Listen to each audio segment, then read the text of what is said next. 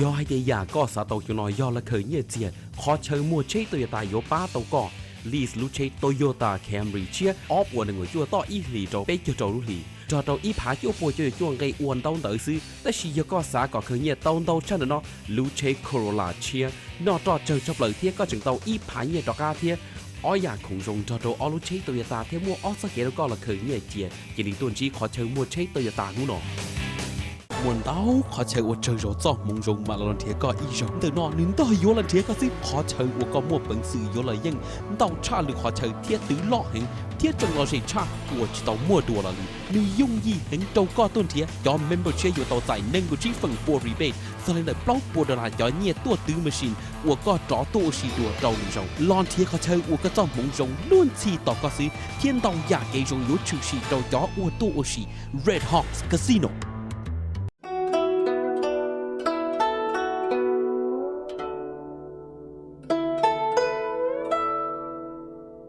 Lúc bé của bà bảo nó của yêu nhau lúc đó phụ con cao và nồng hẹp quyền sinh của cái chiều đó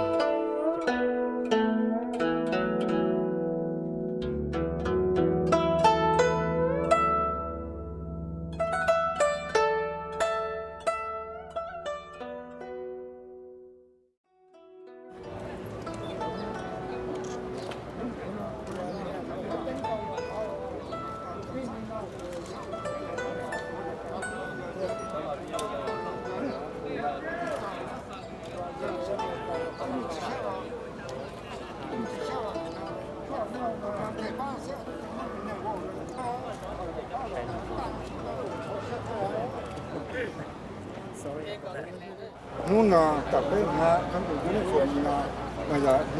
nung sốt cũng bé chỉ là mong khám cũng là bao nung sốt cũng bé mà giờ nung cơn bé chỉ cơn nó cơn bé thì cơn nó hú mà bé thì bé thì trong cho nửa aroma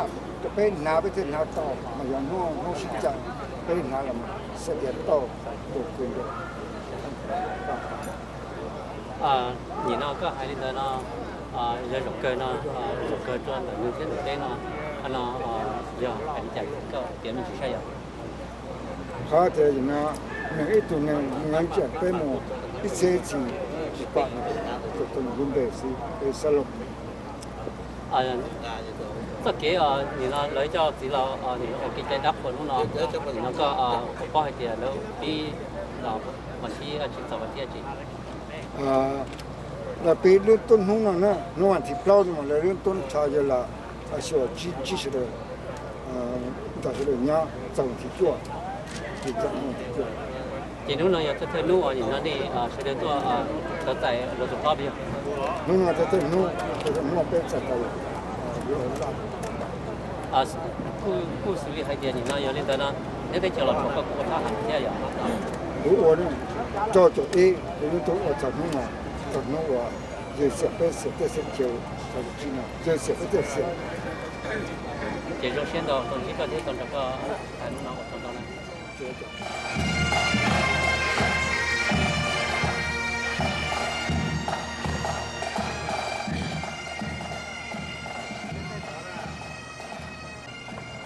đầu cũng cái gì quý cho mi happy cho thêm một sai xử lý cái đó cái nếp của tại cho sang từ nó hát tuổi cho sang nó giờ người chỉ thấy là phần trên này nữa giờ lên nó bây giờ chọn cho mình chụp được sang là từ trên này chỉ ta chọn được chọn tại ít lần nó sau nó thì chỉ thấy là phần đối thôi chỉ thấy là phần rồi thì cái nó bây giờ chọn chỉ hai cháu cũng thắc hàn cái nó cho chữ cho phải sinh cho được tôi stay tôi như nó là cho được tôi nhớ được nóต่อtại chỉ thấy là phần rồi lên nó rồi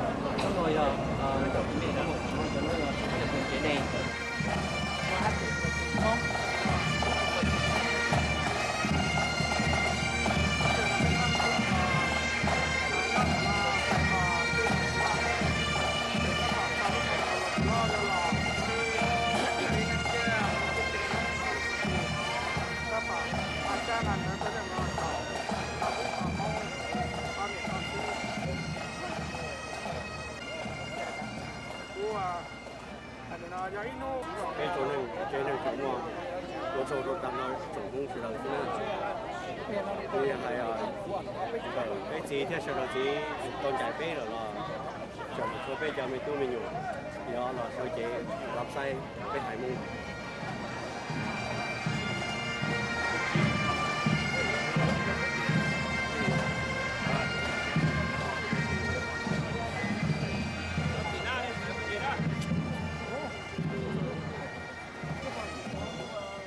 I'm actually down here to pay my respects. As much as I'm here to represent the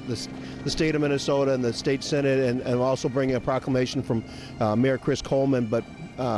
for 20 plus years I had the honor to sit at the table with the general, to listen to his counsel. I am one of his children in many ways. I grew up in leadership under his watchful eye, and so I would be here irregardless of whether I was here representing the state. There's no place else I would be on this day but to come and see my old friend and say goodbye to him. So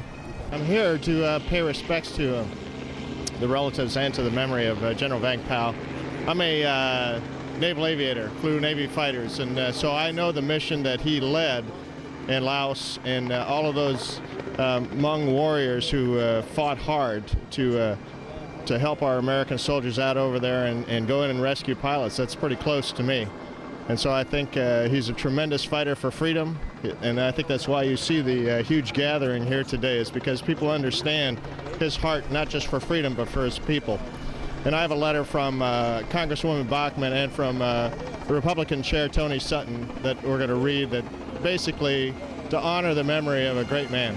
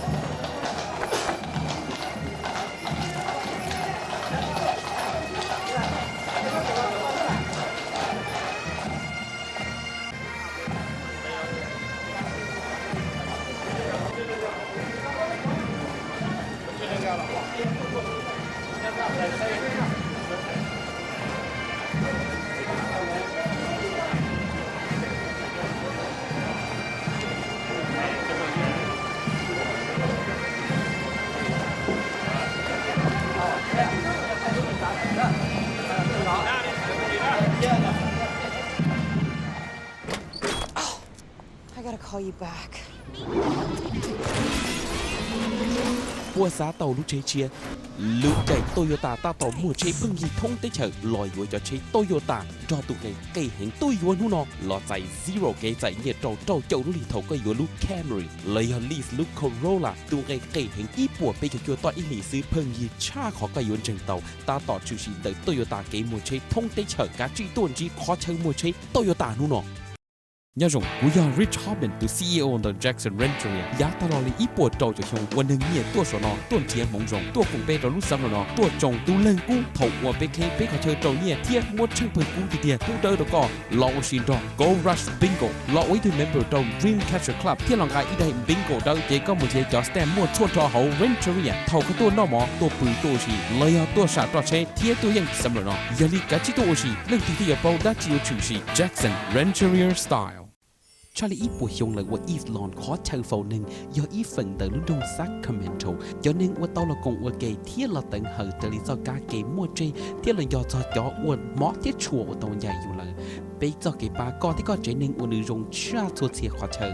วันจอรู้จักเกย์ละเชิงกาก็ที่ก็เจนึงวันยออีจอกาเกย์โอไปอีสื่อมวลหรอไปมวลเดาขอเชิญท้องปลาลุดงซักคอมเมนต์อีสลอนขอเชิญโฟนึงปาก็เจนึงนู่นอเที่ยเชิงกาก็ตะกี้As the capital of California, the city of Sacramento is working hard to foster a community that has healthy businesses and happy residents. Creating a livable, vibrant city is essential, and equally important is creating a business-friendly environment that supports the development of a strong, stable, and diverse business community. If you're a startup or an existing small business owner looking to grow or expand, call the city's Economic Development Department. We can help. Ít công kia tiền nhớ tôi hỏi cả thế sai cả vào lo tháo cả vào lo tiền chế tìm mua là sai cả nhà cô tu trà nhà đời rộng nàoท่านนายพลก็อย่าไปจงมองเทจงcô tu trà ý tu thời cho rộng chạp là nhà đầu tiên nào cả lúc gì luôn gì cả ba bé chọn mong giờ ít thở tiền gì lo cơn gạo nhà trọ bên mong luôn nâng tiền nào khán giả bây giờ khởi sĩ của luôn nâng một lời giá tận đây tháp nhà nói ba mô bên tuần đời nào giờ bên tuần hở gạo và lo thiên sai gạo我肉个，我早个路节生，原来呢，还有个我老，他个炖猪皮，毛个杂包，这样，到我拿我煮，我挖我腐，伢着手路都结成，也个些路。chỉ ta lên đại sư tháo cả chế công chế mong cho cả chỗ mong nhà thông bờ đồ can tu cả số đời tỏ nọ tỏท่านนายพลเรานอ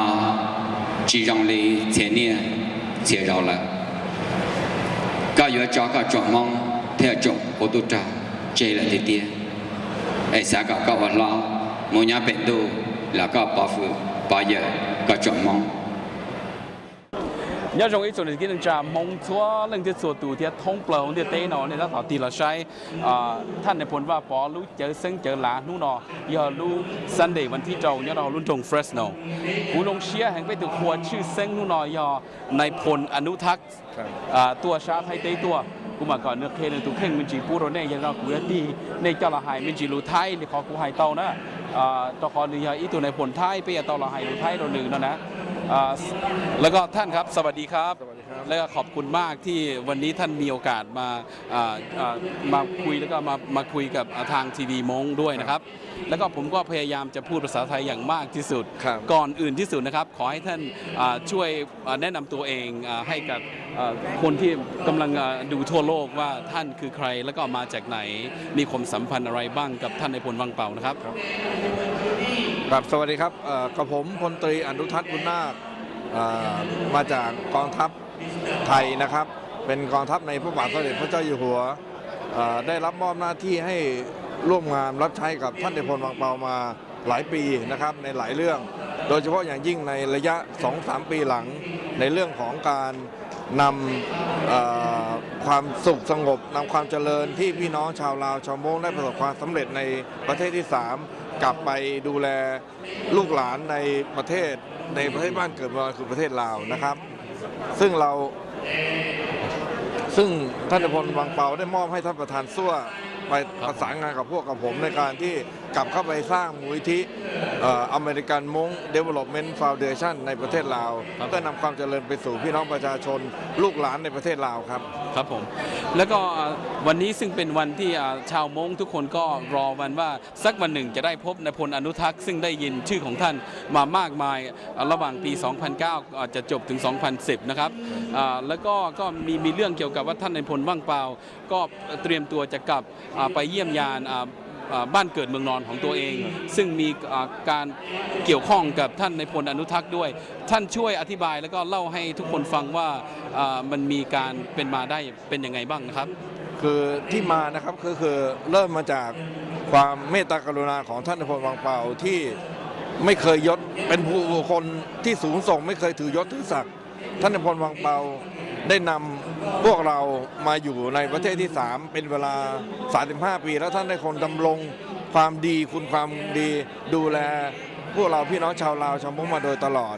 จนกระทั่งพวกเรานั้นได้ประสบความสำเร็จในประเทศที่ 3อย่างยิ่งนะครับท่านนายพลวังเปาก็มอบให้ท่านประธานซั่วซึ่งเป็นประธาน 18 ตระกูลของพี่น้องชาวมงประสานงานกับผมว่าจะทำยังไงเราถึงจะนำความเจริญกลับไปดูแลลูกหลานชาวลาวชาวมงในประเทศลาวซึ่งเป็นประเทศบ้านเกิดเมืองนอนนะครับกับผมก็ได้ประสานงานกับรัฐบาลลาวกองทัพลาวแล้วก็โปลิตบูโรของประเทศลาวในเรื่องของการขออนุญาตร่วมกันในโครงการเรียกว่า reconciliation คือการปรองดองแห่งชาติคือ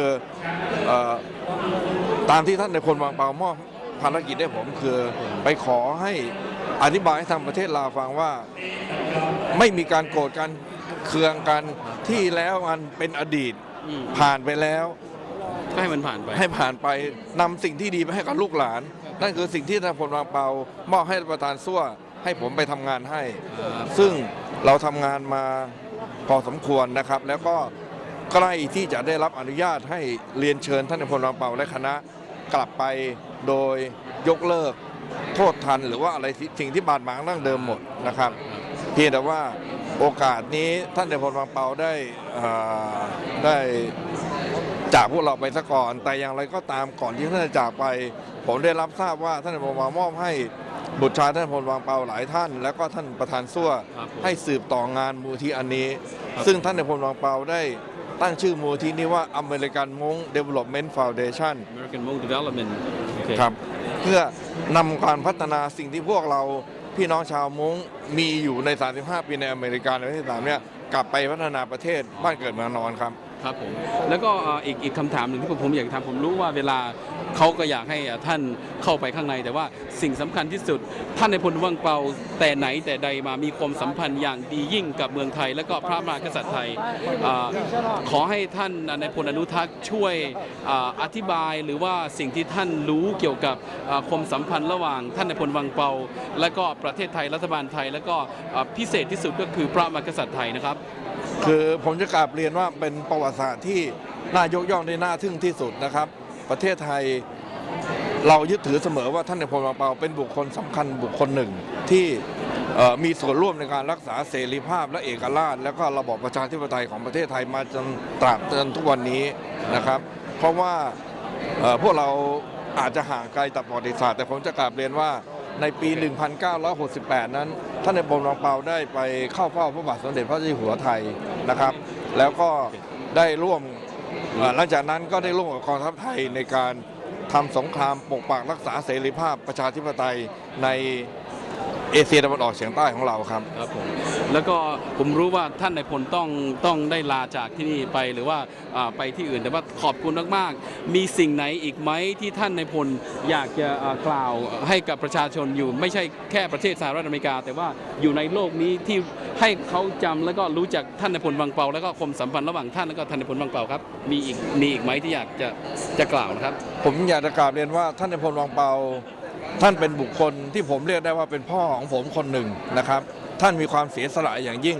และสิ่งที่ท่านทำและมอบให้พวกกับผมท่านประธานสู้ทำคือนำความเจริญที่พวกเราได้รับมานี้กลับไปดูแลลูกหลานในประเทศบ้านเกิดเมืองนอนซึ่งเป็นสิ่งที่หายากที่สุดครับผมครับสำหรับบุคคลที่น่าเคารพย่ออย่างท่านนายพลวังเปาครับครับผมแล้วก็วันนี้ผมต้องกราบขอบคุณท่านมากๆด้วยที่ให้เวลามาให้กับทางทีวีเราด้วยนะครับแล้วก็โชคดีกับท่านด้วยครับขอบคุณมากครับขอบคุณครับGue cho nên là John Kecker ya ituท่านนายพลว่าปอtu attorney tu lead attorney to General Vang Pao ขอ case ว่าเขา federal against ดึงนอนหุ่นนอไปตรงเชียว่าตาวจอน so John thank you very much for talking to us Pleasure. And as I introduced, John Kecker is the lead attorney for General Vang Pao case, the federal against Hmong or against General Vang Pao, and he's here today not because of anything, but to pay tribute to General Vang Pao in his memorial service. So, John, it's anything would you like to tell us about what you know about General Vang Pao before we go on? Well, I just said what I know about General Vang Pao is that I met him in a Sacramento hospital where he was being guarded as though he might escape. It was a completely false and wrong accusation. It took the government too long, a couple of years, to recognize it. And even then, when they dismissed the case against him, they did not apologize. They did not recognize that they had wrongfully accused a great man, and they should be ashamed, and I hope they are ashamed. And for that, John, before we talk about the memorial service today, what Hmong would like to know is that know what you knew about General Vang Pao. When the very first time when you met with him, did he make you feel any different than any thousands of clients you have previously represented in your career? I knew I was in the presence of a great man, a great warrior, a man who had survived many, many wounds, many helicopter crashes, many plane crashes. He was a man of fate, and he was a lot different than most of my clients. I was impressed right away, even as he lay in the hospital bed, almost semi-conscious at times. And then let's move on a little bit to the demonstration that 1,000 of Hmong, 10,000 of Hmong demonstrate outside the court. And I was there and many people was there as well. And we saw you stand next to General Vang Pao and proclaim,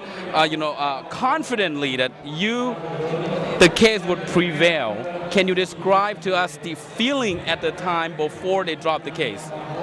Well, the feeling in the middle of that demonstration was something that I've never experienced. I have never seen such dedicated solidarity for somebody who is in trouble with the U.S. government, and it made my heart glad. I know it made his heart glad, and it made his burden much more tolerable. I'm sure all of us have the same feeling, but mostly now, John, we know that the case is very difficult. The sin is predicted to be life in prison. Did it worry you at all when you volunteered to take the case? Well, you always worry if the government comes after you, but I never doubted that he was innocent and that he would be that innocence would be recognized. It just, as I said, took longer than I had hoped. I see. From June 4th to September 29, I believe, 2009, when they dropped General Vang Pao off the case. Can you describe a little bit about that to us, please? Well, we were trying to get to the bottom of what the government had done. We were trying to learn more about this secret agent who had stirred things up. We finally found out that many of the things that he had said under oath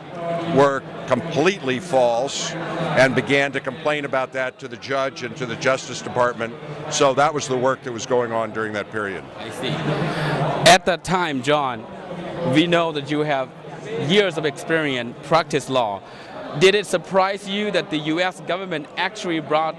this huge of a case against their ally, their best friend,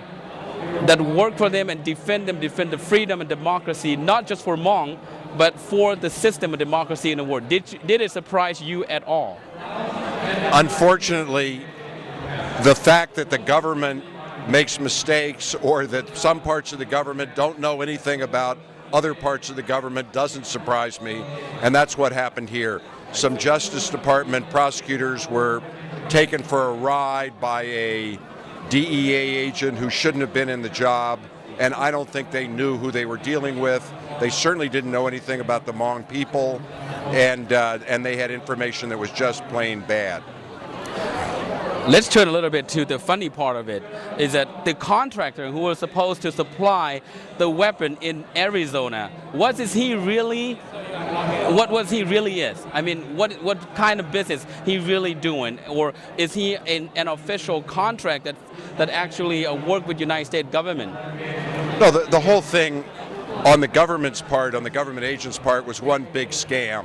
He lied about who he was, he lied about what he could do, he lied about what should be done, but the part that I want to get across about General Vang Pao had nothing to do with this guy, and completely disapproved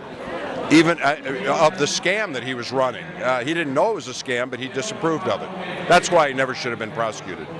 One thing the Hmong community around the world like to know is that, did General Vang Pao and the crew really went out and touch or actually try to purchase the weapon claimed to be by the U.S. government, or are they just viewing some picture advertised by an undercover agent, sir? General Vang Pao at one point was shown some weapons by this undercover agent. He never agreed to have anything to do with them, never agreed to have them bought, never agreed to any scheme, and the problem was that the agent lied about that, and it took a while to prove that he lied about it, but it became pretty plain that he was lying. General Vang Pao had nothing to do with it, thought it was a bad idea, and some of the others got more tempted, but they eventually thought it was a bad idea too. The thing was never going to go anywhere. Be sure you have some special moment with General Vang Pao, or talk to him in a certain way that none of us can or could. Can you describe what is he really like his people to do, and what his mission or goal for his people, Hmong people? Well, all I can tell you, when I talked to General Vang Pao, he was always a general, and I was always a lieutenant. So he never stopped being a general. And obviously, you know as much about his mission for the Hmong people. He wants people to stay together. He wants human rights in Laos. He wants peace and respect among people. And he wants the Hmong to do as well as they possibly can, get educated, and live as Americans, respecting one another. Let me get to the sad part of it. January 6th of 2011 is the day that every Hmong that loved him, every Hmong that knew him, heard the worst, the bad news about his death. Where were you, and did you hear about immediately, and what is your reaction about his death? I heard about it immediately. I was very sad, but I must say, everybody has to die, and I was awfully glad that General Vang Pao could die a free, vindicated man. I was always worried, because he'd been sick before, that sometime in the middle of this crazy case, he might die and not be vindicated. So I was very glad that he could at least enjoy the fact that the government finally admitted that they were wrong. Absolutely. A few days after he left his people, and a few days after he felt that perhaps it would never happen, but it happened.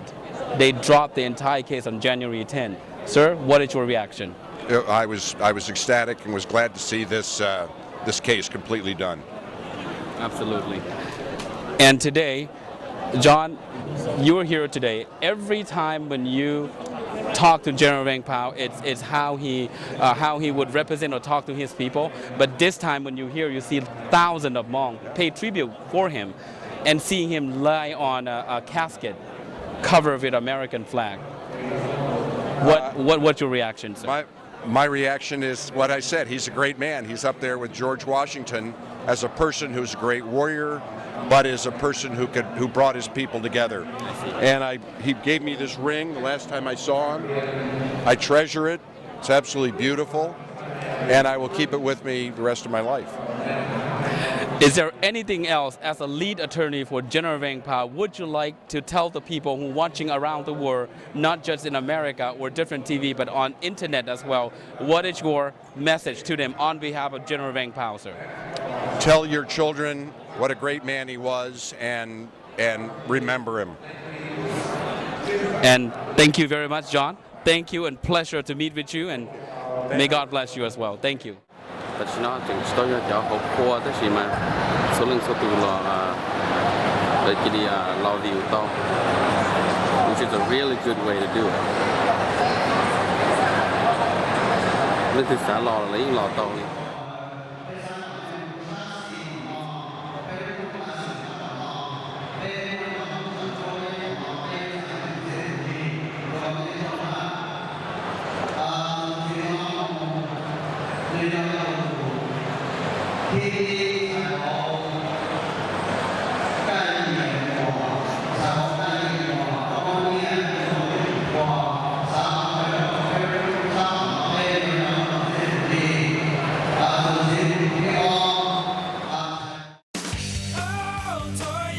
do hai địa giả có xã tàu cho nó do là khởi nghĩa chia khó chơi mua chế Toyota yếu ba tàu cỏ Liaj lu chế Toyota Camry chia ốp của người chua to ít lì trâu bé cho trâu lu lì cho trâu ít phá chỗ bồi chơi chuông gây uốn tàu tới xứแต่chỉ do có xã có khởi nghĩa tàu cho nó lu chế Corolla chia nó trò chơi cho lời thiết có chừng tàu ít phá nghĩa trò ca thiết ở nhà khủng dùng cho trâu ở lu chế Toyota thêm mua ở sao kia nó có là khởi nghĩa chia chỉ định tuần chỉ khó chơi mua chế Toyota ngu nọ cho lý bùi dùng là của Islon khó chơi phổ nâng do ý phần tới lúc đông Sacramento cho nên của tao là cùng của cái thiết là tận hở tới lý do cả cái mua chơi thiết là do cho chó uốn mót thiết chùa của tao dài dù là bây giờ cái ba con thì có chế nên uốn được dùng cha thua thiệt khó chơi uốn cho được cái là thân gà con thì có chế nên uốn do ít do cả cái của bây ít sự muôn lò bây muôn đau khó chơi thông tới lúc đông Sacramento Islon khó chơi phổ nâng ba con chế nên nô nọ thiết thân gà con ta kỳ bây giờ có ta toàn thiết ít cho hậu lử bây giờ có cho lử do hai tiệt có mua bằng sự hai lử thiết chế lử rồng có bắt đầu sản xuất ít cho hậu lử của đó hậu California chơi gì có nhiều nhiều thiết cho hậu lử nói nhiều ít cho hậu lử tuần chơi đó có bị thể lý trâu cho ý thiết tối dùng cho đồng benefit thiết retirement chỉ ta lý đời sư bây giờ ít cho hậu lử bây giờ ba tàu có thì có hai nên xã bóng tàu chân là non gì khu trâu từ ý trâu bê ý sùn trâu ý chua lợi do muốn thiết tàu bê hậu internet từ California court interpreter.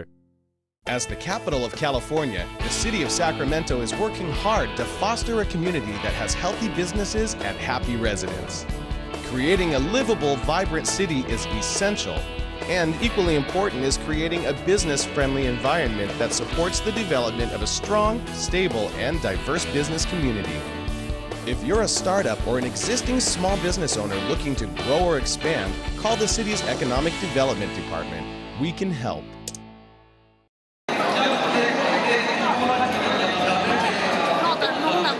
Nó ta nút ta mò chỉ mua xe hở đi à? chỉ mua cơ đi à? Mua đi. Cho con đi mua gì là chỉ tao này à? Đi này à? Vậy là nóiท่านคนว่าbỏ cho lúc đền cho volunteer. Lỡ như thấyตัวนู้นตัวมอเสด็จนอจำเป็นเสด็จตัวได้ตัวแล้วกูว่าร้องว่าหมอว่ารงเทียกาแล้วกูว่าหูอีมงที่ไหนที่ตัวเขาหรือแล้วไม่อยากจะน่าได้ตัว volunteer ตัวอีมงอีตามอล่ะ very good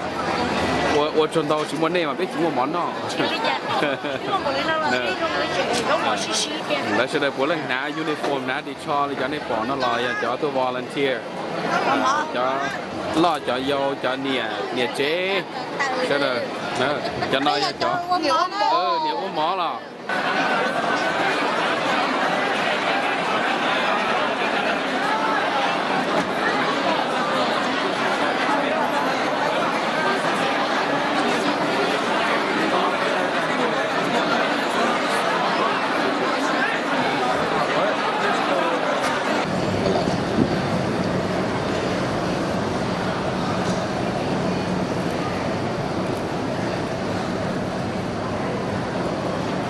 lối lúa pa tàu cao tí cho mù e cho lúa vào lúa chè sầu đủ tranh tranh thế này tí nữa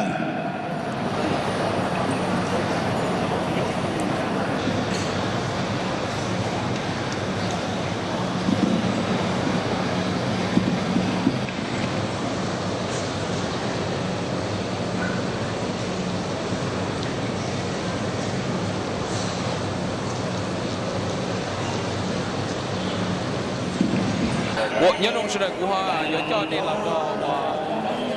Dr. Charlie Water, Tia Dr. Chu Cha, giờ auto Charlie cái đó là Charlie Chu Cha, gỡ là thản nó chỉ hay cho làท่านในผลว่าbỏ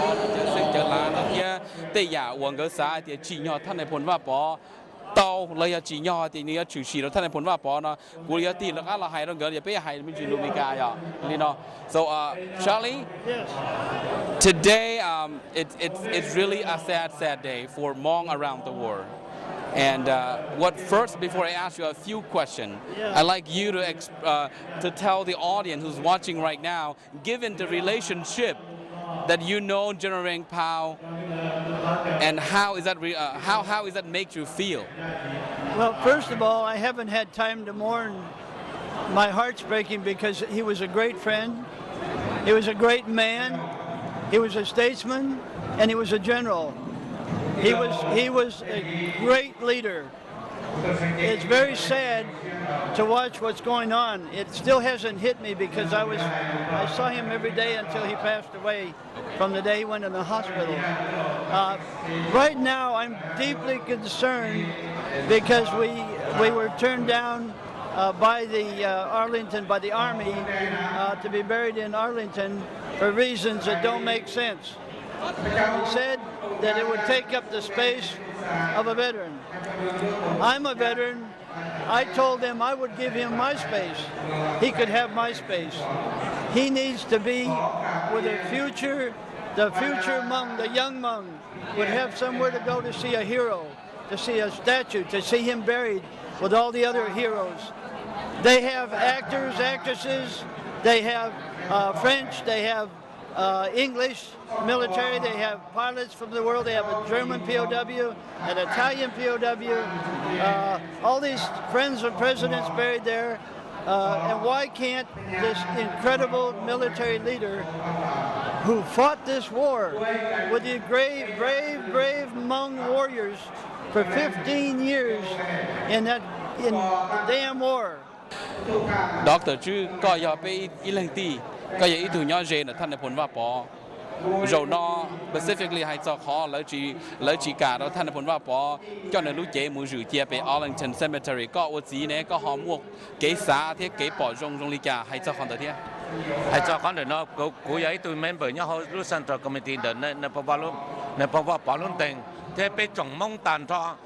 เนี่ยต้องเตะที่เนี่ยเขา Fresno เราเนี่ยที่เจออเมริกาไปตัวเขาเนาะอย่าอินุตือเก่าเชื่อตัวเก่าเชื่อตัวที่หนึ่งไปยิงว่าที่เชื่อแต่รู้ที่เจออเมริกาเนาะอย่าอ้อนเนาะที่มองในเพราะว่าพอรู้เจ๊จะมองสื่อตัวไปอินุซื้อตัวเชื่อไปเนาะที่ไปอารันตันลูกบวชไปแล้วเทิร์นดาวล่ะ Dr. Charlie, is my other question to you is, General Vang Pao is one of many leaders in the world that cooperate or agree to help the United States of America fight against their enemy, their interests around the world. If the United States government rejected the general on his last day on earth, what is going to happen to the other airlines around the world? What do you think? Yeah, let me tell you, it was not the government. It was a group of idiots, absolute mindless idiots that pressed the wrong button. It was done electronically by a committee. This committee does not represent us. He doesn't represent me. They represent themselves and some damn policy. But we can overcome that. It is not the government, nor is it the people rejecting. The people want, the veterans want. The Vietnam veterans even came out and said for it. I'm with the American Legion. Let me tell you, it was a group of misinformed idiots that made that decision. The Secretary of Army should apologize immediately to the Hmong people. How dare he? He said, well, I'll go along with the vote. Sure, he doesn't have a brain of his own if he did that. I don't care who he is. The Hmongs served this country. They died for this country. They spilled blood for this country. They lost everything they had. They lost their homes. They lost their property. They went to they came here to a foreign country where they had to learn a new language. Thank God they're here. You're an incredible addition to us. But we don't ever think it's the government. It's the individuals, the bureaucrats that work in the government. Individuals like you and I, not the government, not the people speaking. We love you. We're not. I guarantee you, you are respected and cared for and wanted here, and the youth should honor the veterans, and we want him buried there so that the youth, for centuries to come, will look back and say, look,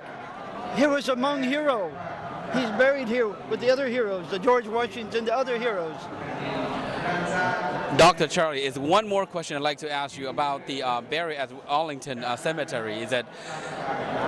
if the United States government or sub-board or board committee rejected his burial over at the Arlington Cemetery, we as Hmong people that we have talked to, as a reporter, I believe that will be a big mistake. What do you think?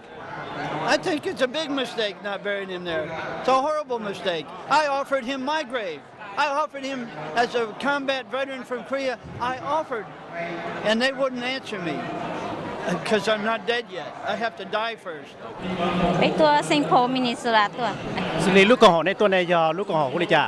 ลูกของยามอง United Women Association United Hmong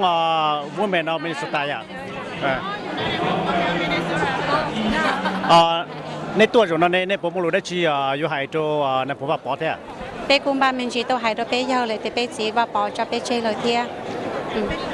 สิริในผมว่าปอตอนใจในสิริหายตัวชาปอนเนี่ยในชุดตุกุยปอนเนี่ยในสาลิกาเซอร์ ตัวเชียชับเลยแต่ไปตัวว่าจะไปเชยเลยเทียแต่เวลาหายนู่นไปกูตัวชวนโอจอกตอนนี้เขาเชียร์จงเชียร์กี่ตัวเชียร์แต่ชิมาลิจาเราตัวปอชดกี่ไปกูจงเชียร์ให้เดียวชดกูเขาจะไปจีเลยเดียวลูกชดจะไปจีเทีย อย่าเลี้ยวก็ในก็ผมรู้ได้ชีหายตัวจอเนี่ยที่จะว่าเสด็จแท้ 过去嘛，见到遐但是用些今年时候多了，遐叫年叫子，侬呢都些还的啊，一切多到一切多知道，别多侬呢些别多给用些，但是别多给都些了，遐的别多还别子肉糕着侬呢。จิตตอนนั้นเนี่ยสิริจินดาผมว่าปอตอนใจเป็นเสด็จมูยาชิมนุษย์ตะการเราเลยให้จอเนี่ยโดยชาปเนี่ยในเกษาเนี่ยให้จอเป็นรุ่นเนี่ยไปช่วยในยงลิจ่า要一考到些个个辈子，我大梦就被这了。ไปรุ่นนี้ยาตอนเต้ไปอยู่ต่อชิลูไปจนเนี่ยจีเจ้าจะวิ่งยาวไปจากที่มองเสด็จไปยาต่อมันจะเกิดชิลูชิของเชียยี่ห้อเดี๋ยวไปชิลูชิเชียของเชียเจไปอยู่ชิปาการุ่นนี้มึงเลยยาตอนเต้เลยนู่นนี่อินุตัวเชียเห็นไปยี่จนเนี่ยเจียยาต่อเมเนโซราถอไปจีจะไปเจไปยังตัวหมูแต่งเหอไปจีจะรู้หล่อแฟมิลี่เมเนโซราไปยังให้ป้าเนี่ยเจตัวหมูเขียได้หนูว่าเล่ปลนอกปลาเฮาที่ตัวว่าตัวเจไปจอนู่นว่าไปสเกตตัวดอกขนอจะไปจอเนี่ยเจยอดไปเมเนโซราเราฟ้าลูตะกันหมดเลยหาเตียไปจอได้หนูตัวเราเสดก็เลยยอไปรอเลยสหเตียไปตัวสนนอไปตัวจอเตี้ยเลยไปอยู่ตัวเสเจตันนอไปจนเนี่ยเจเสดลีตัวเสดตู้นู่นนอยังนู่นตัวเสียตัวจีเนี่ยเสดเทียจงเป็ดสิรู้มันต่างนู่นน่ะสิริทว่ามุดซอนโดดไปนะผมว่าพอรู้เล่เลยอย่างรุ่นแต่งเป็นเลยเนี่ยอยู่หายลิจ่าเนี่ยตัวก็รู้เชื่ออยู่หายลิจ่าโตนี่เขาอีกข้อเกตุชาให้ไปยี่จิบุก้าแต่ไปอยู่หาเตาเลยจานหลงยอดถอไปมันจะไปเลยไปอยู่อีจอเนี่ยเจ๊ไปยี่ตุเชื่อกันเก่าลุงเจ้ายังหายจิเตาเลยลูกก็มัวป้องเลยเดี๋ยวเขาน้อยเขาคอยไปจับปันเนี่ยลูกเป็นซื้อจอกขาเดียมุดจ่อซื้อกูมัวยิงป้องเลยกุศลเดียชวนตัวนี้ยังร้องอีอย่างเลยกุศลนั่นเดียจะเรียกว่าชนดาวเนี่ยตัวเนี่ยในเรื่อง United Hmong Women of Minnesota ตัวของลูกคนชนะเที่ยวชนดาวเนี่ย Ủa châu à?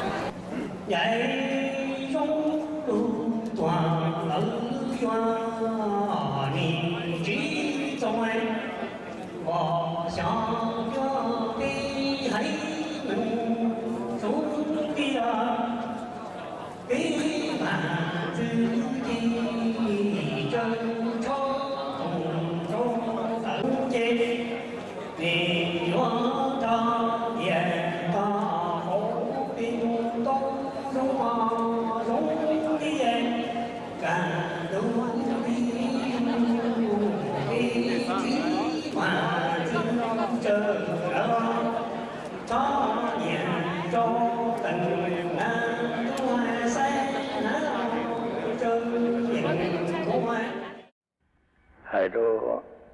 trồng mông cho đời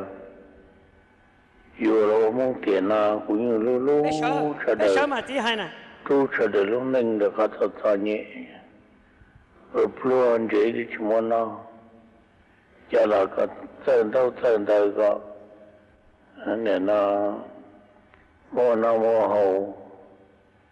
biết tôi thở tí cho nó biết chỗ sử dụng bây giờ là những con nó chỉ ba hồ chỉ chế nhưng cha cho mong ổn định rộng là lý thành để chỉ hài rồi cho cái tiếng cha mong mà để cứ ngủ sẽ được xí lưu nó sẽ được kết tờ từ lúc về mong chỉ tàu để sẽ được chủ xí lưu sẽ được thêm món năng qua hay là chỉ xí hồ con đầu có chế ý là đi lúc có phải pha này mua ở tàu lúa ít cho để ít cho mua cho nó rất là xin chữ để những khu nhà thứ tư giờ mà chơi được tàu sầu chơi được nó nghe xong u liên đầu giờ tàu xí lúc còn nó có ai cũng nó có ai quá chỉ là phát sản thì phát tài gì nhớ được sẽ được bỏ ra ngoài từ từ tôi cho nó sẽ được sâu tuần đầu thì hay ở chỉ tàu nó mà họ lúng đua khả năng là cái chân chân là mình lập cũng luôn thấy mà chỉ phụ cho cái tí sĩ thanh nữa nhưng xài cho cái tí nhớ về phải nổ giờ cho đá cho qua mà lấy thế liệu qua tàu cả tìm nó ai thì ta mới thu nhiều sẽ để trồng nông luôn thì thì lúc cũ là ấy tên như chán tu lửa lý trả là cả sao chỉ thanh mà cũ đua là cũ cho cũng cho mong thế luôn ở cha cứ tin trả sẽ được tan đó thế thì cũng chỉ cho ý chỉ muốn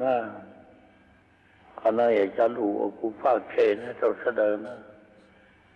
thì có sẽ được nhau tạo khai sẽ được xí lưu đỡ cũng luôn đấy sẽ được ra để mua tiền mua gì đâu sẽ đỡ sẽ được những một ô cả sông ô dày rong giữa ô thì có lửa tiền biết là cái ô tí tu ô cứ ô tí đua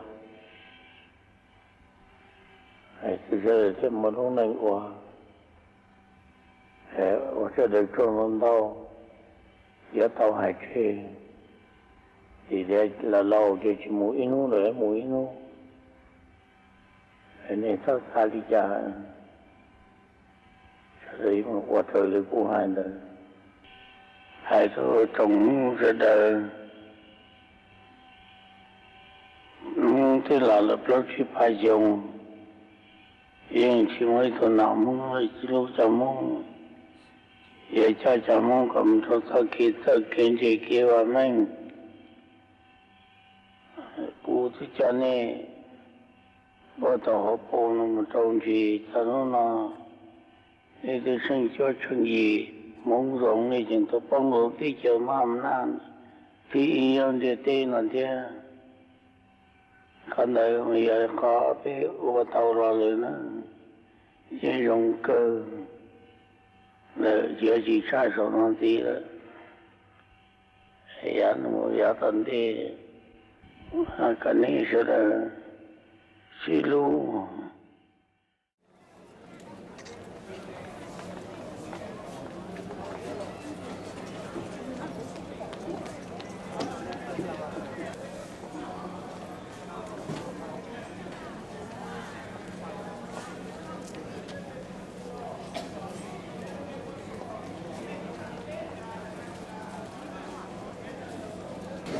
giống của sa kia cho cá lò của kia không lao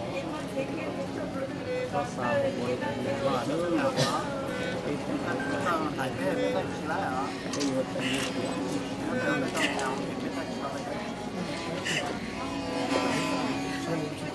nó lấy chữ con nào thế là nấy sao lấy chữ con nào to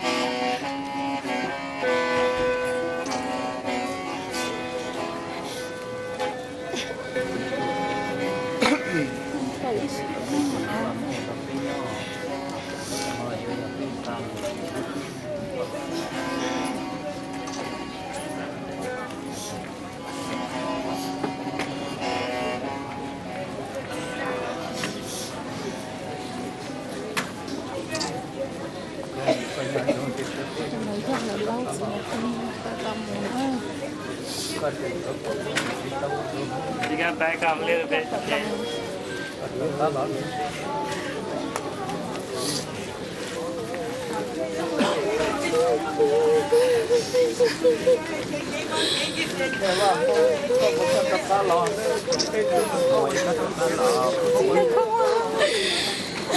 Là này chỉ là một dòng to. Cái gì tôi chưa.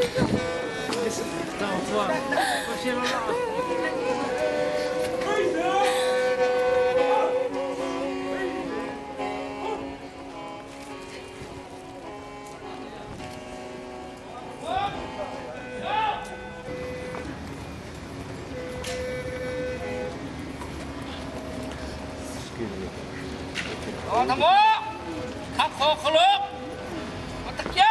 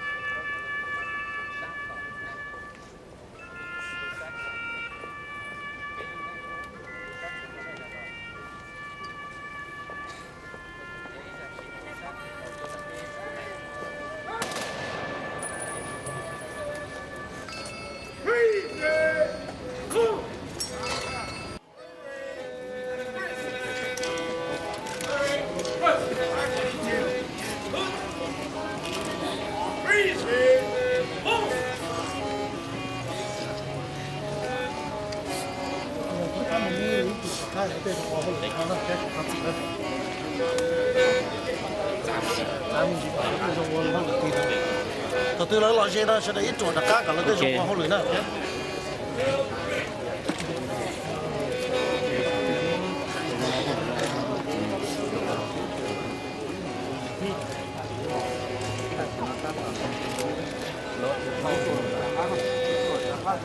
Ok sẽ để ít chuột đặc cá. Thọc cá này.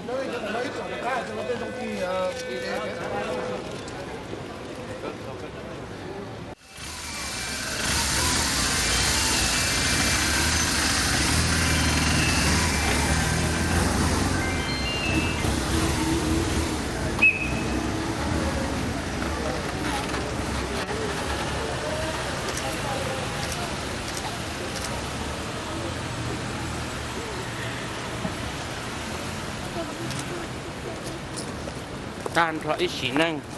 muốn đau khó chơi ở trời gió gió mông rồng mà lần thế có ý rồng từ nọ nín đôi vô lần thế có gì khó chơi ở có một bằng sự vô lời nhưng tàu cha được khó chơi thiết tứ lọ hình thiết trong lo gì cha của tàu mua đùa là nếu dung gì hình tàu có tuần thế cho member chơi vô tàu giải nâng của chi phần for rebate cho nên đợi block for đợt là cho nhẹ tua tứ machine của có trò tua xì đùa trâu rồng lon thế khó chơi của cái tàu mông rồng luôn chi tàu có gì thiên tàu giả cái rồng yếu trừ xì trâu chó của tua xì Red Hawks Casino do hai cái nhà có xã tàu cho nó do là khởi nghĩa chia khó chơi mua chế Toyota yếu ba tàu cỏ lease lu chế Toyota Camry chia off của người chua to ít lì trâu bé cho trâu lì cho trâu ít phá chỗ phôi cho chuông gây uốn tàu tới xứแต่chỉ do có xã có khởi nghĩa tàu chân nó lu chế Corolla chia nó trò chơi trong lời thiết có chừng tàu ít phá nghĩa trò ca thiết ở nhà khủng dùng cho trâu lu chế Toyota thế mua ở cái đó có là khởi nghĩa chia chỉ định tuần chỉ khó chơi mua chế Toyota luôn nó Sa nhẹ trâu tụi mình có lu nhau đầu tiên chỉ là chúa tàu chúa lu Western Union tụi bay phải hi cha cầu đồ là thế chúa xin giờ có xa cho chỉ bộ đồ là bây mua cha ít bộ khó chờ họ cổ xa lúc sáng nhớ tới chỉ là chùa bộ nên mong cả thiết xa đầu nhẹ giờ xa bao cho tụng gây bộ nhẹ nô nọ khu trò ý bộ chỉ xa chùa bê bê trò tại đầu nhẹ thiết chỉ đầu nhẹ cú lòng đỡ lúc xí hở đủ xa chạy nhung thiết khó chờ xa sáng chùa đong đỡ để đỡ xa nhẹ bây bao thì có xa tàu bây bao thì có xa yếu lưu July 4 Toyota yếu ba cái coi yếu kia hậu Toyota yếu có xa tàu xa yếu kia rồi July 4 nọ lọt chạy zero cái chạy nhiệt rồi lúc Camry Yaris Metric Highlander Hybrid thì lúc Sienna Toyota mua chế phương gì trong July 4 phương gì chắp lời Toyota xa tàu xa yếu kia tại sao nó một giờ lúc xa lý được tỷ trâu nọ bây giờ thằng này còn lúc vào lúc chế bố sáu trong cơ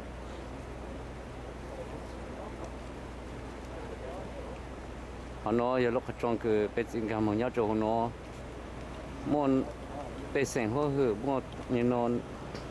tụt tê tụt tờ rồi nó giờ chậm bài cái thao bây giờ lại tôi mong rồi thế này còn cho thế này còn lúc chế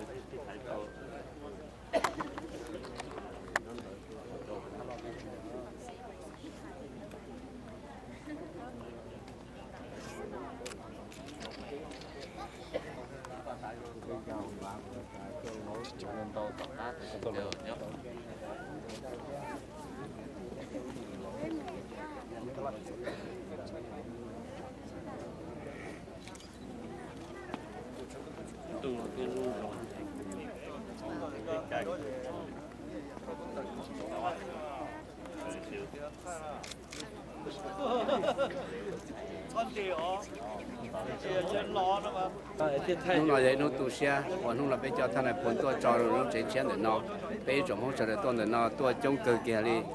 thì mà tu xe rồi họ để bây tôi chỉ bỏ nên tôi bỏ nên lúc chạy xứ, họ qua rồi sẽ được chầu đá thế, thì còn thì cái tên này trả này sẽ được cho nhau đây, để chúng tôi để nó, ta chỉ họ chơi này, họ chuyển tiền thế, họ rong đồ bây trồng không sẽ được cho nên tôi nhau được nó. bây giờ muốn sẽ được tàu rong thế bây giờ tàu nó tàu ba tàu vừa rồi giờ toàn đen cả nên sẽ được cho xe thế bây giờ tụi nó tôi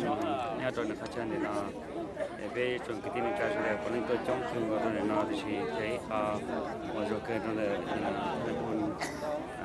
muốn này bây giờ là như tụi xe cái này nó cô chỉ hay nó kỹ nó xa hay nó chút kỹ pin mau lúc này tôi sẽ cho nó nói hết nó cả tôi lo như như sao nó cũng có thật là hoa vậy loại muốn nhau phát tỏi là nhà li giờ là rất là chơi ra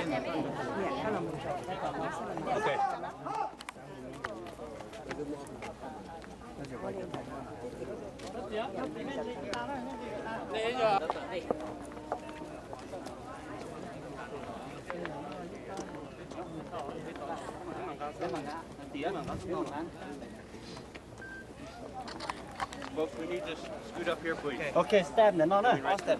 Stab nhá nó. stab á. Tên tái nó.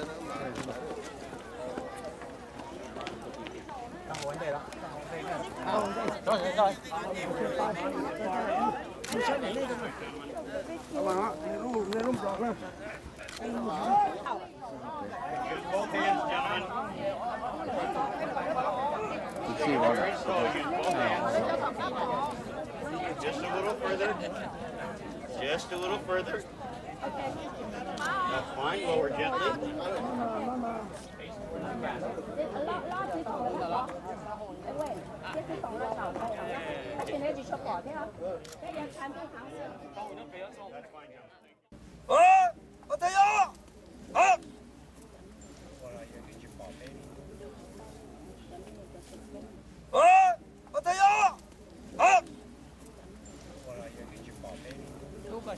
có biết thay có bỏ cái nhện đâu thì có đó.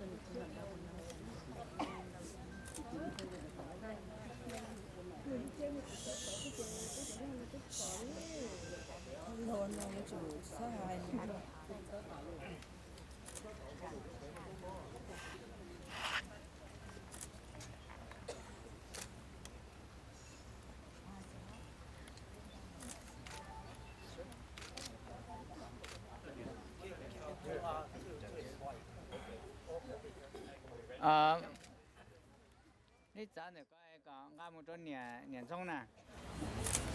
On behalf of the grateful nation, we wish to present you with this flag as a token of our appreciation for your sacrifices and service to our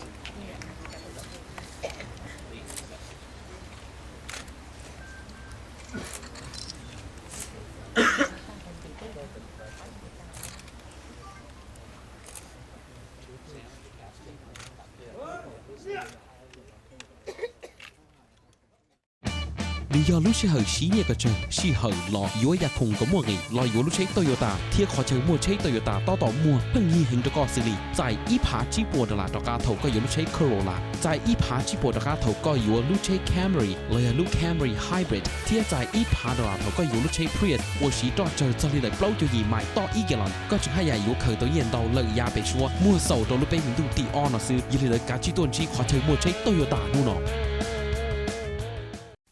cho lý bộ hiông là của Islon khó chơi phổ nâng do ý phần từ lúc đông Sacramento cho nên của tao là cùng của cái thiết là tận hở từ lý do cả cái mua chơi thiết là do cho uốn mót thiết chùa của tao dài dù là bây giờ cái bà con thì có chế nên uốn dùng cha thua thiệt khó chơi uốn cho nó ra cái là thân gà con thì có chế nên uốn do ít do cả cái của bây ít sự muôn lò bây muôn đau khó chơi thông từ lúc đông Sacramento Islon khó chơi phổ nâng bà con chế nên nô nọ thiết thân gà con ta kỳ lúc trên tụ nọ hậu City of Stockton họในบ้านจุยชัวก็ได้เขาได้เศร้าจีเศร้าจังมั่วที่ของขี้ว่ามั่ว Mercury ก็เจก็จดเชอย้อนจงมั่วในที่ขี้เงินดีก็จงจีเศร้าปุ่นดื่มตะเกยทอกงเตะป้าเขียยอดได้ยาเทียปอนหนึ่งลีจะเขาได้เขาได้ฮูโจ City of Stockton เดออ้อสุนจั่วเป้ชาอีเป้เปล่าอีลอยใช้ตอนเดอ Stockton.golf.com muốn đau khó chơi của chơi rồi cho mong dùng mà lần thế có ý giống từ nó nín tới vô lần thế có gì khó chơi của có một bản sự vô lời dân tàu cha được khó chơi thiết tứ lọ hình thiết trong lo gì cha của chỉ tàu mua đùa là như dung gì hình tàu có tuần thế cho membership vô tàu giải nâng của chi phần của rebate cho nên là block của là cho nhẹ tua tứ machine của có trò tua xì đùa đầu rồng lon thế khó chơi của cái cho mong dùng luôn chi tàu có gì thiên tàu giả cái rồng yếu trừ xì đầu gió của tua xì Red Hawks Casino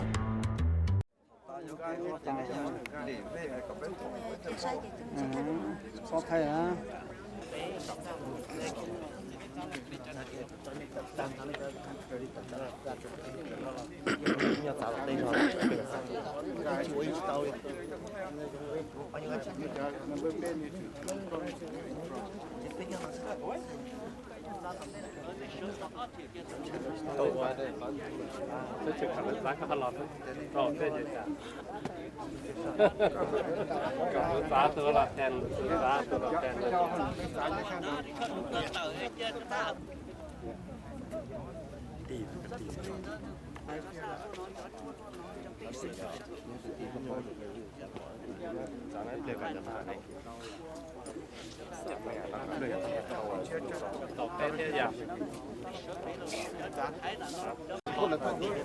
to uống được cả tía trong giờ nó muốn là to cho này to có uống được cả tía cho nó sẽ chụp cũng muốn này để chỉ mua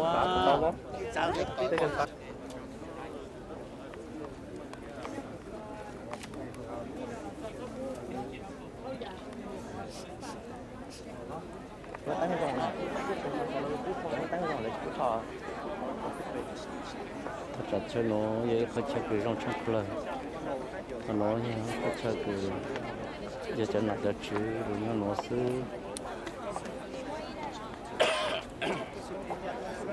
cái còn cho nó khó chơi nó khó chơi rong vậy là con khó chứ vậy là cà phê chỗ mong thật là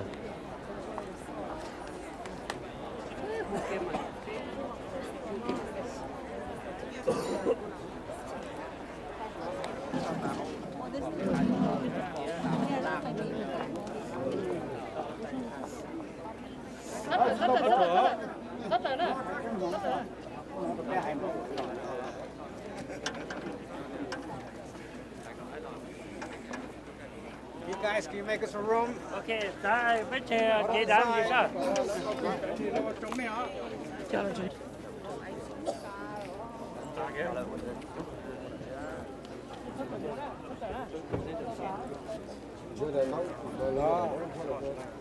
Ini pa mo saya saya ke pa thov ma chủ kia cũng lấy trả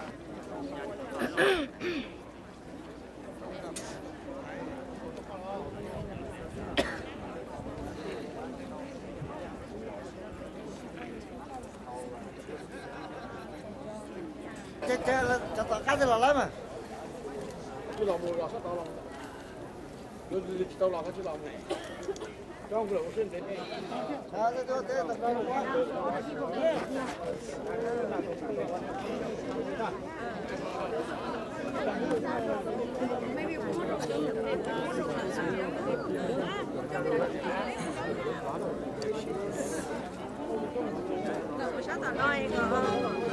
Sẽ được một ba rồi này mà tao mua mà. Sẽ một ba rồi này sẽ được mà tao mua nữa. Ok. Tiền gì? Em có ba. Cái này phong cấp con rồi nó. Bé cho mấy đứa mấy nhỏ, do dâu thì món nấu cơm nữa. Em lấy trả là cái này phong. Rồi tao chạy mua là rồi những cái công ty món tàn thao thì bé cho nhau hậu nói, cho nhau cho bé nấu nhau America thế cả. Thế cái rồi thế rồi những cái cung rồi cái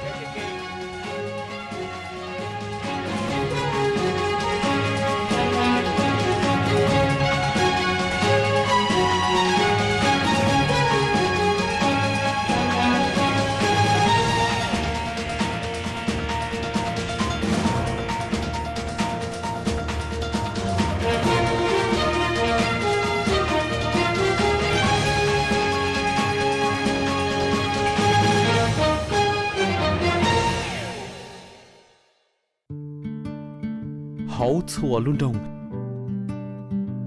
sầu chùa cho kỹ thiết hậu chùa tụi mình lông xia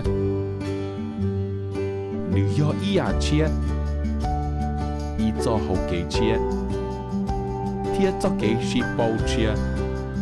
nếu chỉ do lúc chế xứ nếu do lúc Corolla lúc Toyota Corolla chia trong ô xe chuột Toyota giá lúc nâng rung rung mua tỏ hậu đệ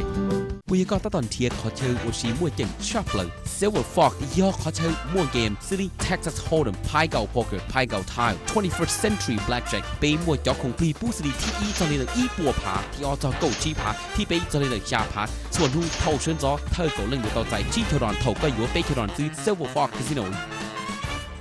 ย้อนเตอร์จะเกี่ยว Stockton Boulevard ดากาจะเกี่ยว Footridge ฮอลลีดง Sacramento ขอเชิญอุชีอัวมวยเก่งเที่ยรอเฉยชับเลยชาลีอีปัวชงเลยว่าอีสลอนขอเชิญโฟนึงย่ออีฝั่งเตอร์ลุดง Sacramento ย้อนนึงว่าเต้าละกงว่าเกี่ยวเที่ยรอเต็งเหอเตอร์ลิซอกาเกี่ยวมวยเจเที่ยรอยอจอจ่ออวนมอที่ชัวตัวใหญ่อยู่เลยไปจอเกี่ยวปาก้อนที่ก็เจนึงอวนรงชาทัวเสียขอเชิญอวนจอดรถเกี่ยวละเชิงกาก้อนที่ก็เจนึงวันนี้ยออีจอกาเกอเปอีสื่อมวนหรอไปมวนเต้าขอเชิญทงปลาลุนดงซักคาเมนโตอีสลอนขอเชิญโฟหนึ่งปากอเจหนึ่งนู่นอเทียเชิงกากอตะกี้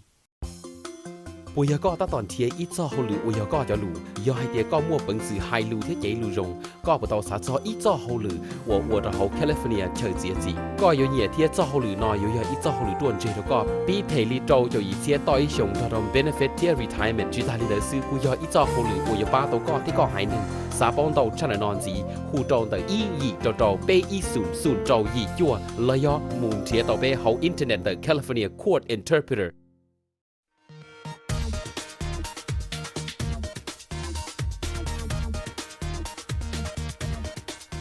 ยงเชียที่ต่อใจในเรากงจะไปมง entertainment hour ในช่องมุขถือที่เปลี่ยนโชว์นอไปยังมัวจะเกเราเด็กจะหลับปูระเนส่วนสุด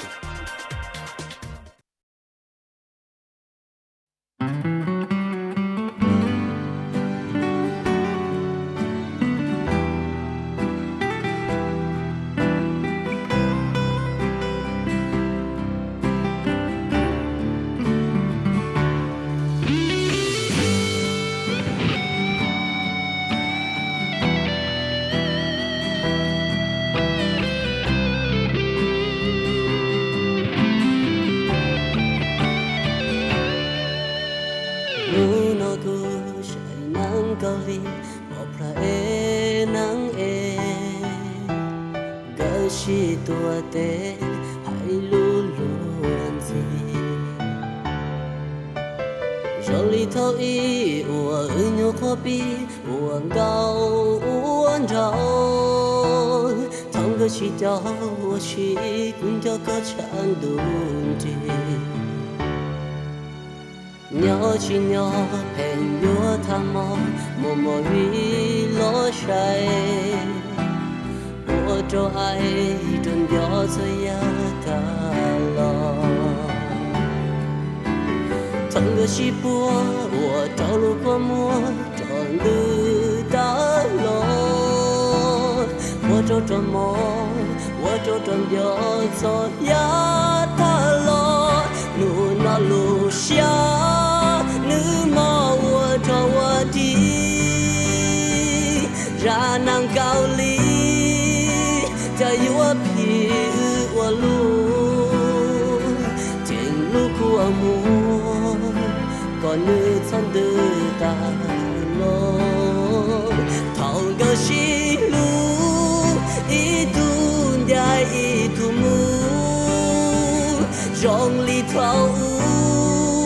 我心路知道，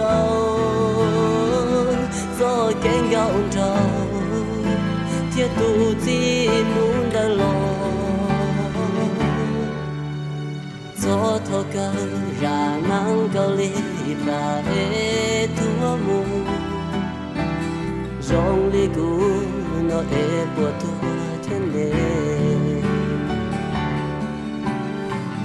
chỉ nhớ mua ra nàng cao lý là sai có mỏ chuyện khi cho có tiền điều có luôn đó chỉ cứ yêu rong lý ra nàng cao lý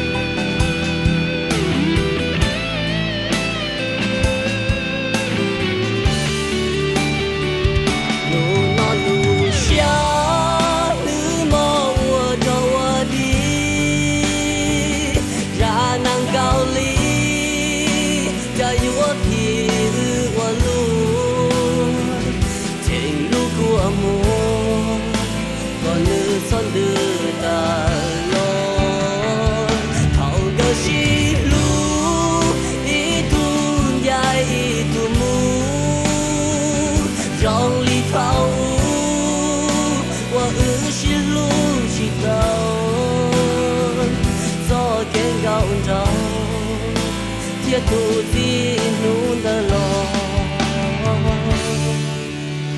gió thâu cơ ra nắng cầu ly ra e tua mù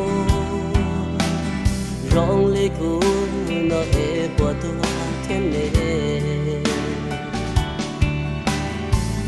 chỉ nhỏ mua ra nắng cầu ly là say có mỏ xe thế cho có tiền gió to luôn nó chỉ cứ vô rong ly ra nắng cầu ly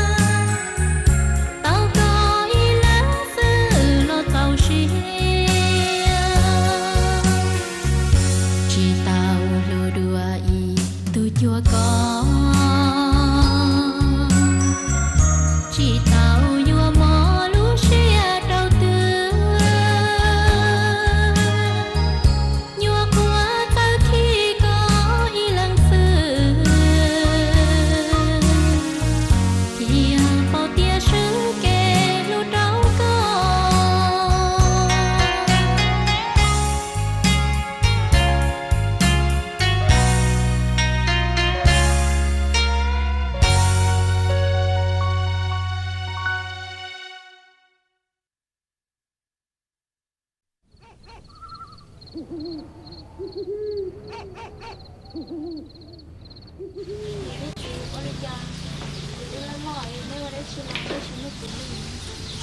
sai vô nó lâu tụi mình tu rồi thì đi nó nhớ trái vô lâu là cái đi lú vô nó cái đi ăn trái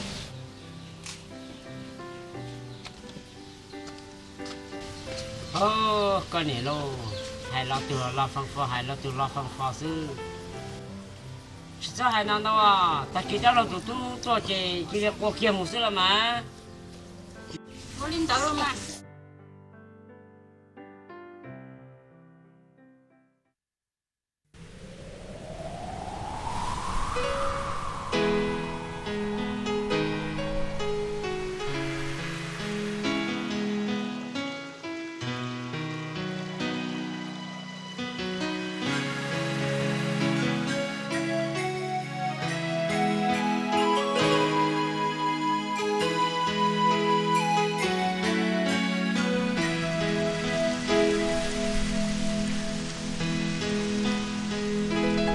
đến từ tàu chế đến từ mù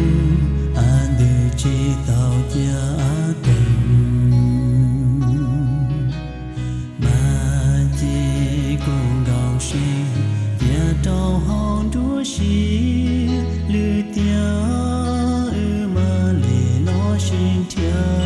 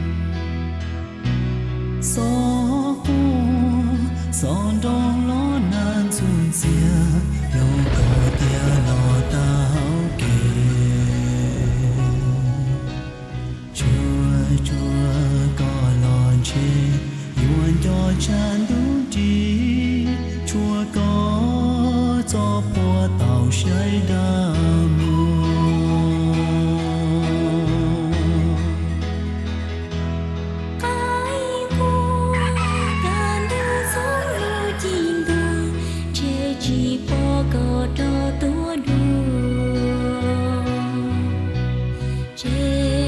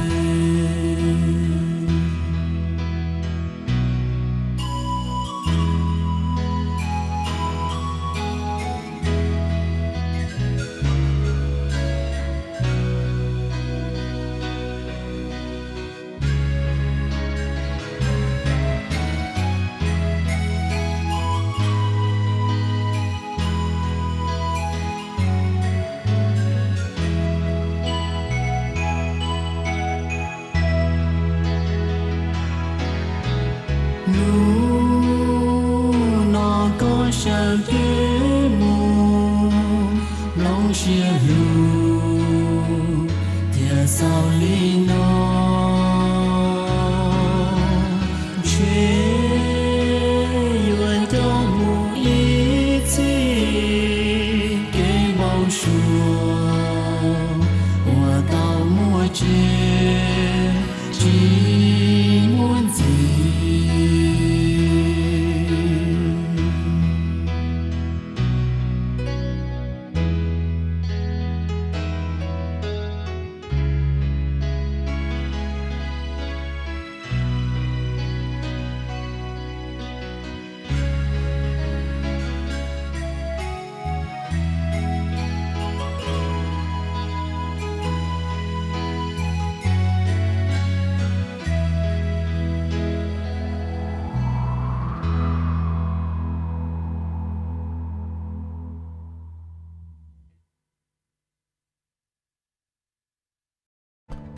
Vision Care Education giờ ít lúc chỉ cần ở ít bộ phận chỉ tao thực tế. Vision Care Education mua cho sư phụ của yoga đó có cái đại school. Trời lý có lúc sĩ hàng thiên ở môn này đó. Xưa giờ có sao tao Vision Care Education mua cho là cho cái đó có cần gì xử lý đó. Cho lúc năng tòn đây, ô computer đâu, tao internet đâu, mua sư phụ ba còn đâu, nó giờ ít phần the Vision mua. Giờ có sao tao channel gì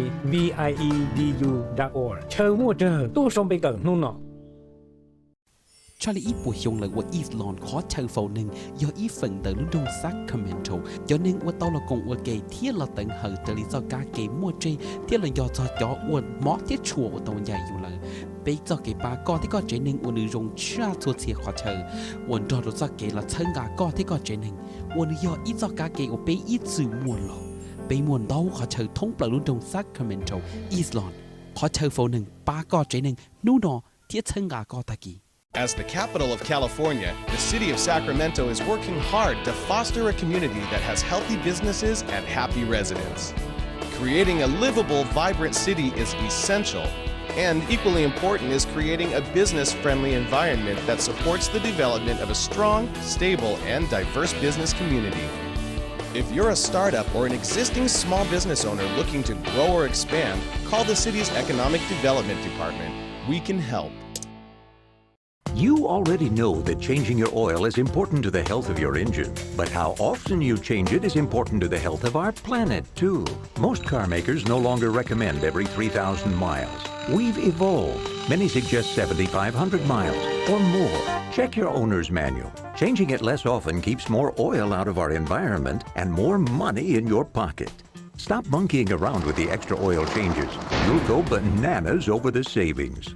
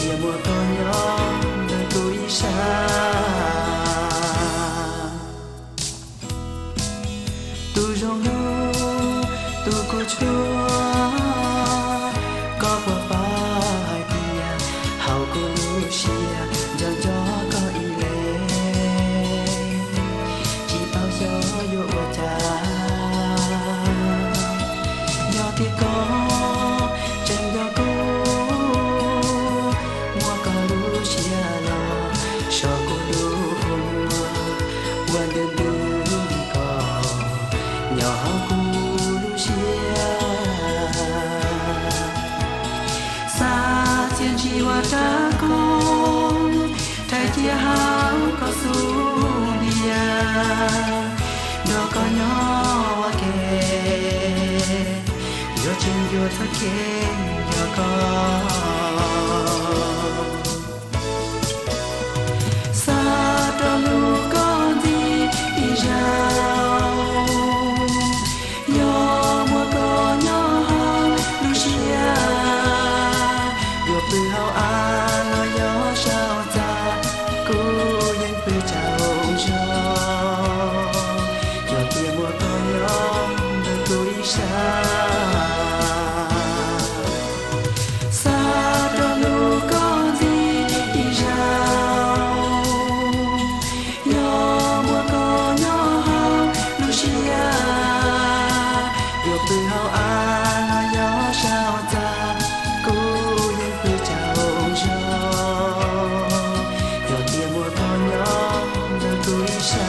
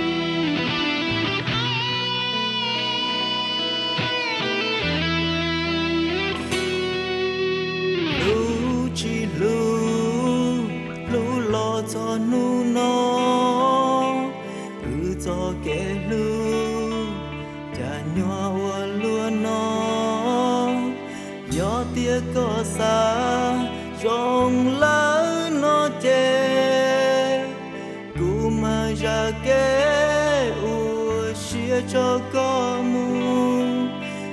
chia đua tu chia sẽ bùa rong có chia chạy cũ nó rong chỉ tao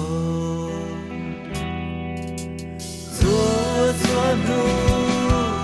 có anh chạy mua đu rong ya li cu chỉ do có tu lu yo chỉ xa luôn chỉ xa khó luôn nè sao chỉ lu mu kề lu yên chỉ chơi đi có lu xia cứ khiến ta cứ mu nu nó chỉ yo tu bu chạy nu nó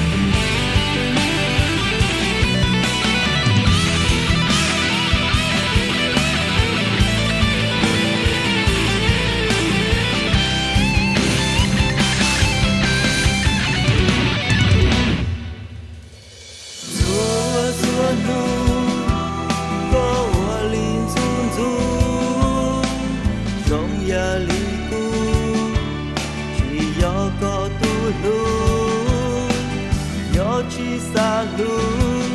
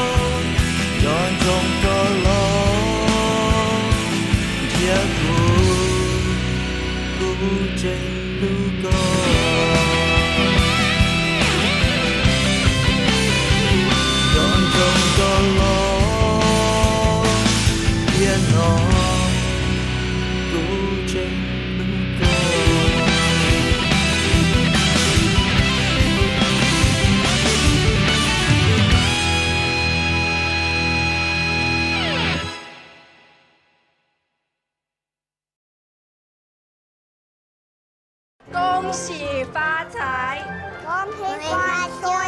everyone， 新年快乐。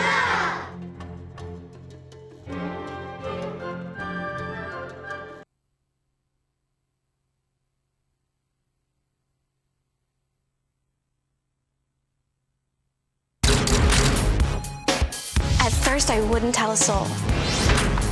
I act, I sing, I dance. If I'd kept it a secret, none of this would have happened. Is that cool or what?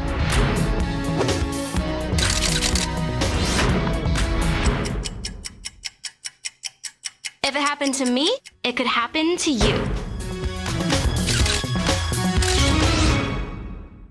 Muốn đau khó chơi của chơi rồi cho mong rồng mà lần thế có ý giống từ nó nín to yếu lần thế có gì khó chơi của có một bằng sự yếu là nhưng tàu cha được khó chơi thiết tứ lọ hình thiết trong lo gì cha của chỉ tàu mua đùa là như dung gì hình tàu có tuần thế cho member chơi yếu tàu giải nên của chi phần bộ rebate sau lên đời block bộ đợt là cho nhiệt tua tứ machine của có trò tô xì đùa đầu rồng lon thế khó chơi của có cho mong rồng luôn xì tàu có gì thiên tàu giả cái rồng yếu trừ xì đầu chó của tô xì Red Hawks Casino do hai cái nhà có xã tàu cho nói do là khởi nghĩa gì khó chơi mua chế Toyota yếu ba tàu cỏ lease lúc chế Toyota Camry chia off của người chua to ít lì trâu bé cho trâu lì cho trâu ít phá chỗ bùa cho chuông gây uốn tàu tới xứแต่chỉ do có xã có khởi nghĩa tàu chân nó lúc chế Corolla chia nó cho chơi cho lời thiết có chừng tàu ít phá nghĩa cho ca thiết ở nhà không dùng cho trâu ở lúc chế Toyota thế mua ở sao kia nó có là khởi nghĩa gì chỉ lý tuần chỉ khó chơi mua chế Toyota nữa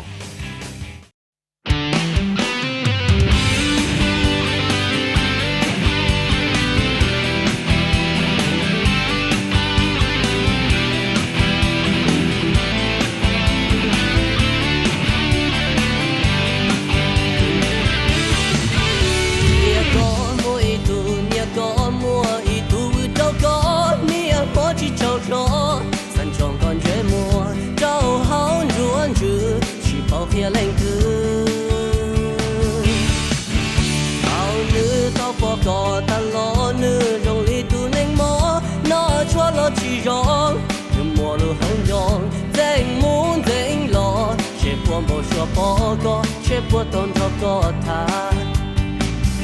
dành lu chi hậu phanh luôn luôn chỉ ở kỳ tê bỏ lúa trao kế phanh dành muốn rong nhà con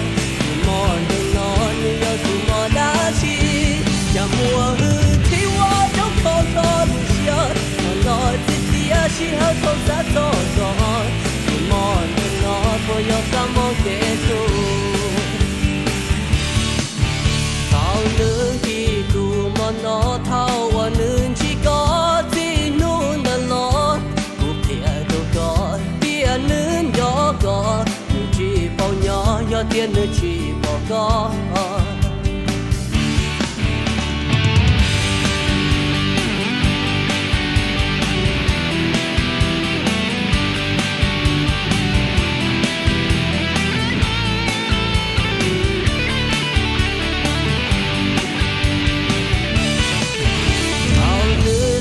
có ta lo nữ rong li tu nên mò nó cho lo chỉ rong nhưng mùa lu hông rong dành muốn dành lo chế buồn bỏ xóa bỏ có chế buồn tôn cho có tha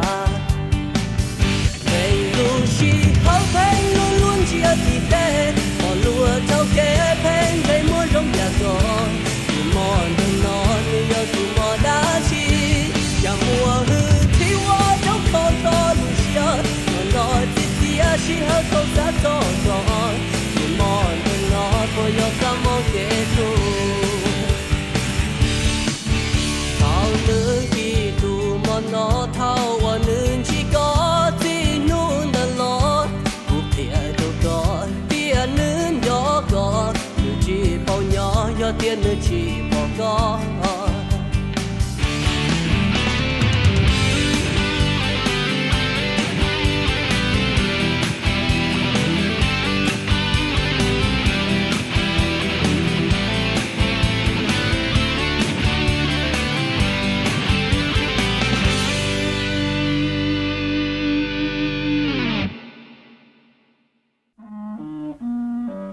phong yêu mỏ thế chùa thế chúng này chúng chỉ số lần số tu ở trong đầu mà nó nên từ tàu là công kê là gì đó là Hmong Entertainment là và thế chỉ share hay chỉ cho kê là gì ở bên mua bù rồi này mà nó yêu giờ ít cho kê là gì là gì hình bù rồi này số lần thứ số tu thì nó lưu ở thì nó cũng được hình thay va cho đầu Atari xong thì Hmong Entertainment cho program là sau lý nó là sư thọ cái này số lần thứ số tu chuẩn chỉ cho kê nó cái cho trong sư bên mà lý sinh chỉ đồ đầu lưỡng